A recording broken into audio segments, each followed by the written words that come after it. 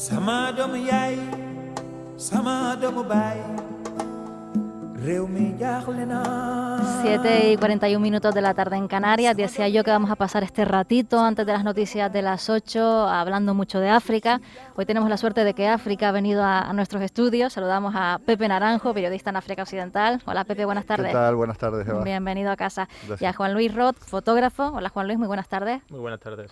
Porque nos van a hablar de una exposición que se puede visitar en Casa África hasta el próximo 16 de septiembre, Las Tres Fronteras. Hablamos ahora con la representante de Médicos Sin Fronteras de Libia. En esta exposición vamos a centrarnos en Mali, Burkina Faso y Níger. Cuéntenos ustedes. Pepe, si tú quieres, empieza tú.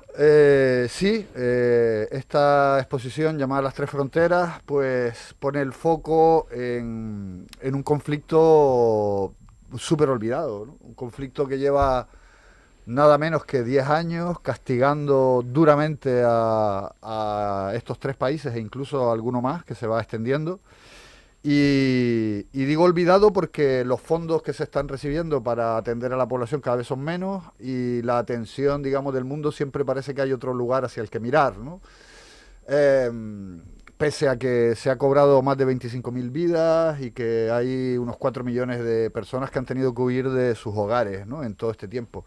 Y que vemos como semana tras semana se suceden matanzas, asesinatos, ataques, atentados. Lo hemos comentado tantas veces, Eva, tú y yo aquí, ¿no? Y yo tengo la sensación de que sigue siendo pues la periferia informativa, ¿no?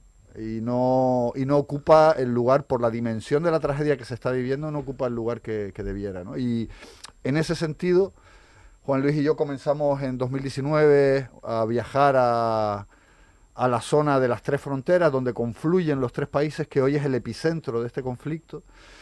Y una vez que cubrimos Burkina Faso, cubrimos Mali, cubrimos Níger, y teníamos, digamos, diversas aristas, diversos aspectos de, por un lado, refugiados desplazados, por otro el tema de la educación, que nos preocupa muchísimo, o el tema militar, ¿no?, de seguridad.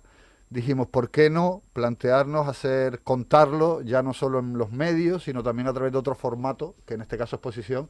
Y en ese sentido yo a Juan Luis, pues le estoy súper agradecido, porque él es quien ha hecho las fotos, quien ha preparado el audiovisual, quien ha hecho el montaje, digamos, ¿no?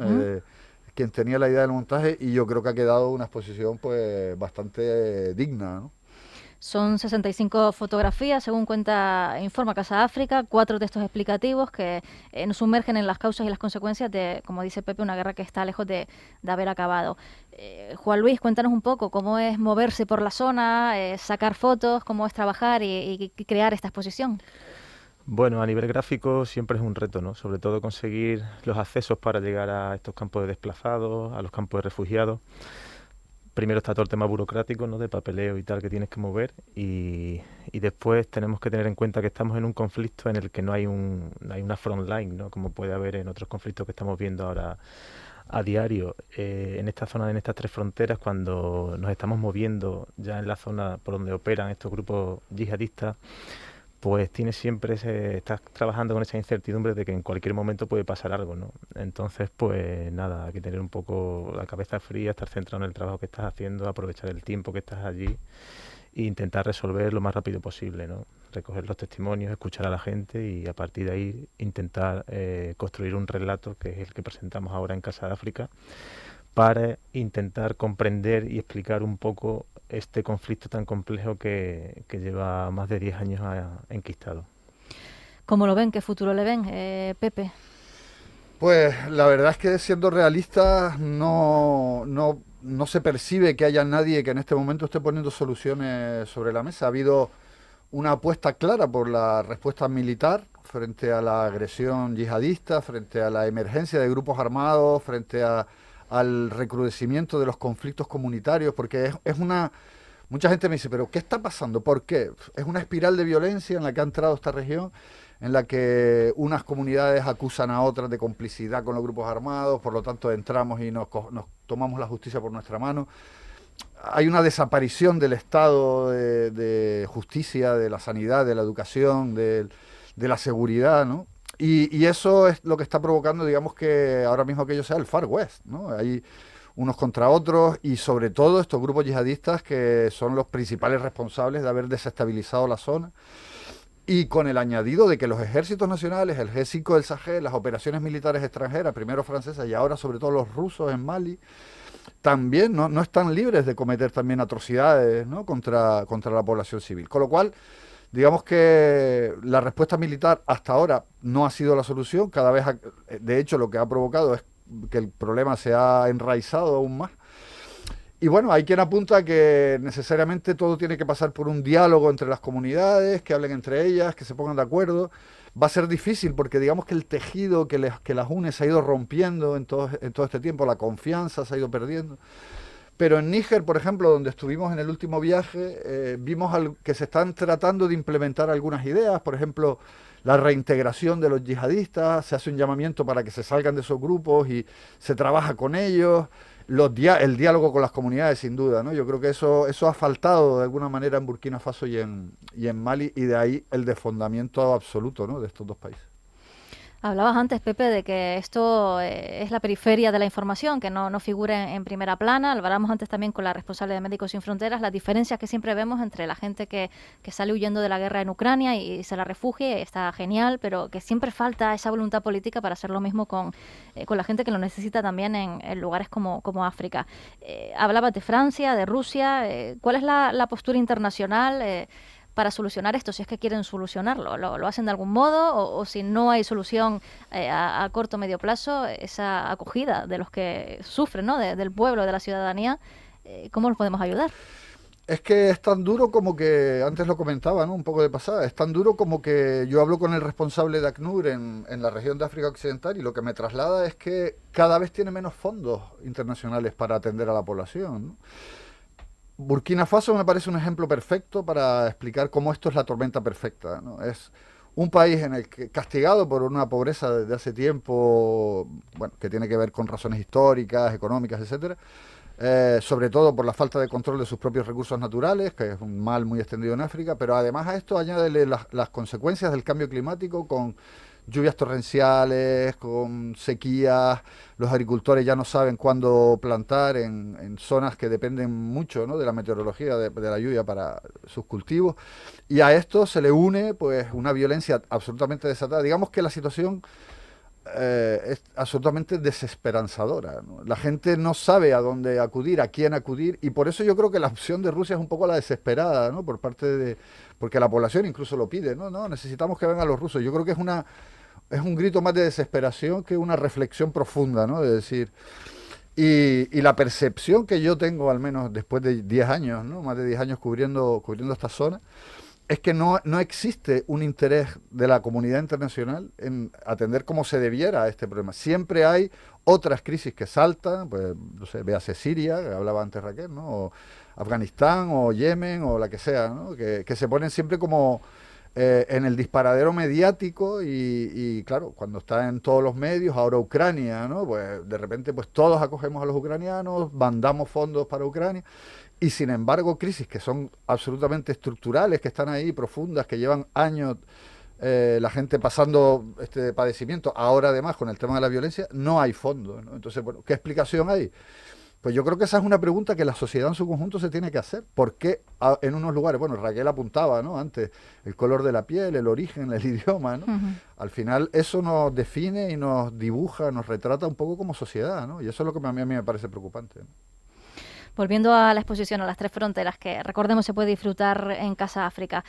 Juan Luis, ¿hay alguna foto que nos puedas describir para que nos sirva de aperitivo, para captarnos y que vayamos a ver la exposición? ¿Alguna foto que te resulte más especial que otras o que te haya costado más que otra? Bueno, hemos intentado representar, la exposición consta de 3 partes, ¿no?, representando a los 3 países, Burkina Faso, Mali y Níger, y arranca con una gigantografía, una imagen a gran formato, en la que aparece una señora tuareg de Mali, que es una refugiada que vive en el campo de Godebou. Es un campo de refugiados maliense en el norte de Burkina Faso. Este campo se funda en 2012. Nosotros fotografiamos a esta señora en el 2019, es decir, que llevaba ya años viviendo en una tienda que se puede ver en la imagen. Y en esta imagen aparece junto a sus 2 nietas, y la tienda está sin la parte de arriba, sin los techos, porque cuando nos llegamos nosotros justo había habido una tormenta, era la época de lluvias, y se había llevado el techo de la tienda en la que llevaba años viviendo. Pues en estas mismas condiciones había en ese momento que fuimos nosotros 8.500 malienses viviendo en unas condiciones infrahumanas, ¿no? Y incluso después, justo el año pasado, volvieron a atacar el campo donde ellos habían instalado, que supuestamente estaban un poco seguros porque estaba protegido por las fuerzas burkineses y tal, fue atacado y tuvieron que huir de ahí, estuvieron un tiempo fuera, pero después han vuelto a instalarse ahí y a día de hoy siguen allí en el norte en la región centro-norte de Burkina Faso, a 1 hora y pico de Dori. En esa época, yo recuerdo que Pepe y yo conseguimos llegar hasta allí en coche, pero ahora mismo, como está la situación en Burkina, ni siquiera el acceso en coche ya es viable, porque hay un problema de inseguridad tremendo, ¿no? Entonces, los cooperantes que están trabajando allí pues se desplazan en un helicóptero del World Food Program o del PAM, que hace vuelos regulares.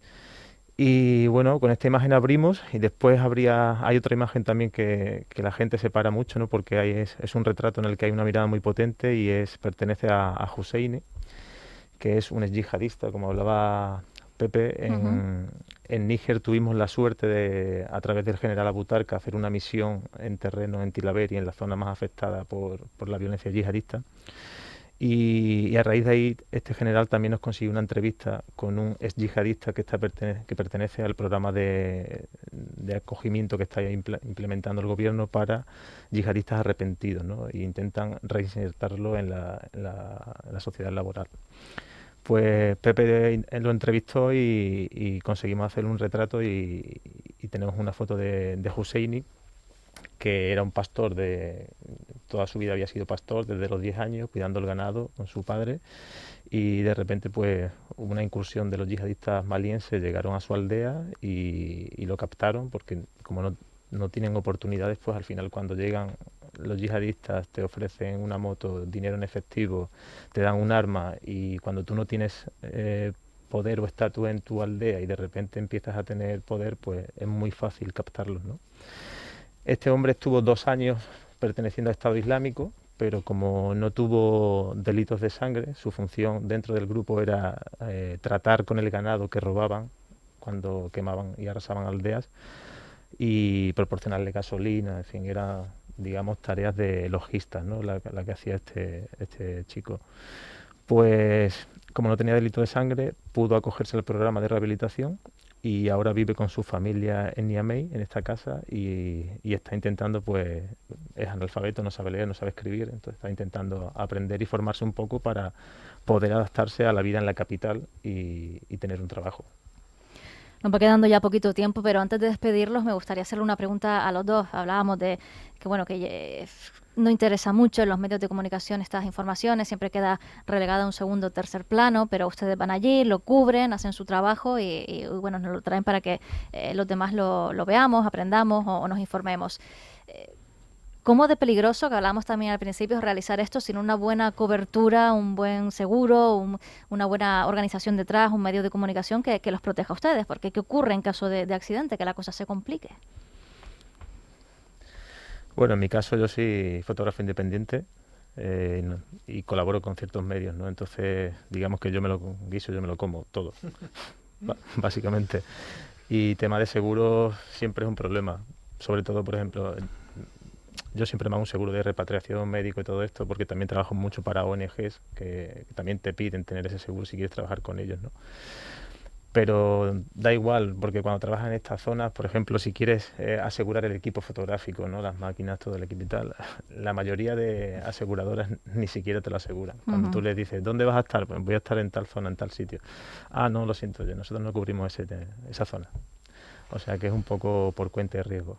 Y luego, yo creo que lo que hay que tener más que un seguro o que una protección de un medio es sentido común, ¿no? Y olfatear un poco por dónde puede venir el peligro, que no es infalible, porque desgraciadamente conocemos muchos casos, ¿no? De compañeros y en fin, gente que ha tenido la malísima suerte de tropezarse, ¿no? Pero sí, tratar de ir con pies de plomo, no dormir muchas noches seguidas en el mismo sitio, no avisar a demasiada gente cuáles son tus planes, a dónde vas a ir, digamos que ese tipo de medidas para evitar que bueno, pues puedas caer en algún tipo de emboscada, porque al final ya no es solo que te maten, ¿no? Sino también está el riesgo de secuestro, ¿no? Pues Pepe Naranjo, periodista en África Occidental, Juan Luis Roth, fotógrafo, autores de Las Tres Fronteras, exposición que está en Casa África hasta el próximo 16 de septiembre. Gracias por venir a los estudios de Canarias Radio, por contárnoslo y muchísima suerte. Gracias también por la valentía. Gracias a ti por también contar que está la exposición en Casa África y nosotros nos vemos la semana que viene. Hasta la semana que viene. Gracias a ustedes. Hasta luego. Chao.